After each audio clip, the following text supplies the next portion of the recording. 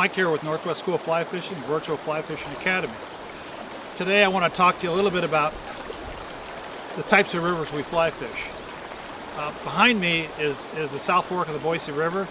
That's a tailwater river. Now there's two types of rivers that we fly fish as fly fishermen. We fly fish tailwater rivers and freestone rivers. Well, you need to know what kind of river you're fishing because it's going to dictate to you exactly how you're going to fly fish that river. So for today, I'm on a tailwater. And what is a tailwater? A tailwater is a river that's born from the bottom of a dam.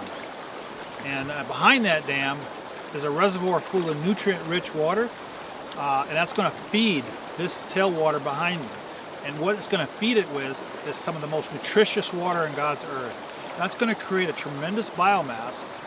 That in turn is going to create a tremendous amount of aquatic insects. Now, if you don't know, you should know that up to 98% what a trout eats during the fishing season are aquatic insects.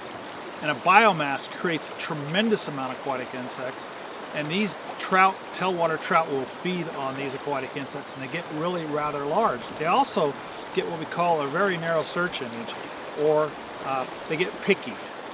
Trout have very limited, if any, cognitive thought, so if there's a certain hatch hatching on a tailwater river, you got to be able to match that hatch. The second thing is that you got to make sure, if you're nymph fishing, that you're using the correct size nymphs on this river. Freestone rivers is the other river. A freestone river is absent of everything I just said about tailwaters. It's free of a dam, free of aquatic insects, free of biomass, and the trout are very small. And they're a lot easier to catch, but not on these big major league tailwaters that we have here today. So it's going to dictate to you how you fly fish, knowing what kind of river you're going to be fishing today.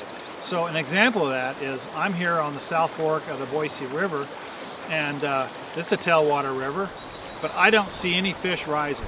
There is absolutely no hatches going on in this river. So my choice is quite simple. I can try to cast a dry fly and hope that I catch something, or I can go where the trout are, and that's on the bottom. So trout are on a tailwater river, they're either at the surface or they're at the bottom, and you have to choose to put your fly on either the bottom or the surface. So I don't see any trout rising today, so it's nymph fishing for Mike. So with that, I'm heading out to the river.